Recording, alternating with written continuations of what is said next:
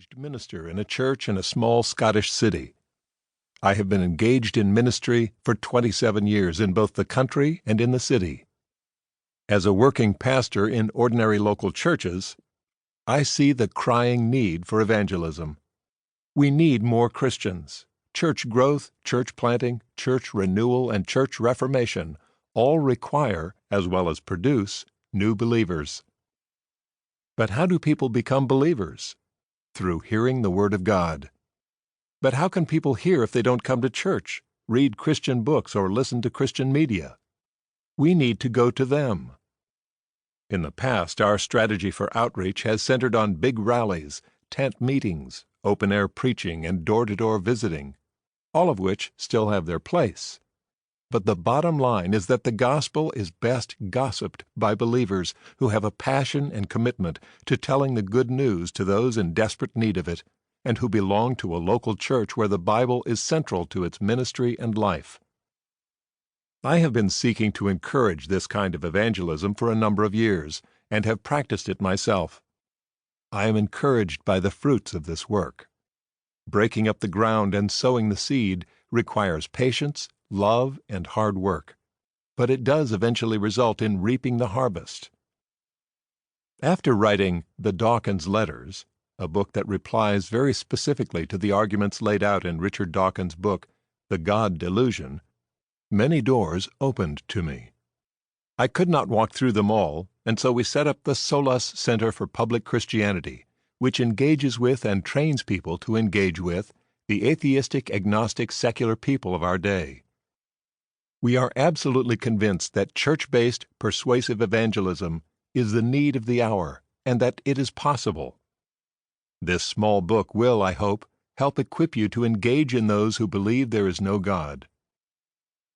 We begin by looking at who the atheists are. In Chapter 2, we look at beliefs and practices of atheists. Chapter 3 looks at how we engage personally. Chapter 4 is the longest and looks at how we apply the gospel to the beliefs and practices described in Chapter 2. Chapter 5 offers some guidance on using the Bible in engaging with atheists. Chapter 6 makes some suggestions as to how the local church can engage, and Chapter 7 offers some concluding thoughts. I was speaking at a conference a couple of years ago, and a man came up to thank me. He was very kind. "You and Tim Keller are my favorite speakers," he said. "When I hear him, I thank the Lord that he is on our side. He is so brilliant. When I hear you, I think, I could do that." I took it as a great compliment. I hope that after you have read this book, you will be able to say, "I could do that," and that the Lord would take our weak and feeble efforts to serve Him and use them for His glory in bringing many people to Himself. Understanding Atheists. Chapter 1. Who are the atheists? The visitor from Jackson, Tennessee, was beside himself.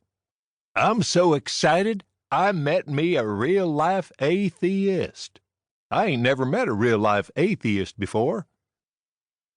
The note of delight and surprise was evident as two cultures clashed, the religious southern USA and godless Scotland. It was pointed out to our visitor that 14% of the U.S., some 50 million people, now self-identify as atheists, and that number is increasing. Nonetheless, any budding U.S. president would commit political suicide if they announced that they were an atheist. Even in the United Kingdom, where politicians famously don't do God, most atheists in the public arena are not proclaiming their atheism from the rooftops. For some, atheism is still a negative term, which of course it is. Atheos is just simply the Greek for no gods. One of the reasons that atheism has a negative press is that there is still in some minds the idea of godlessness being associated with all manner of evils, from communism to sexual immorality. But that idea is fading fast.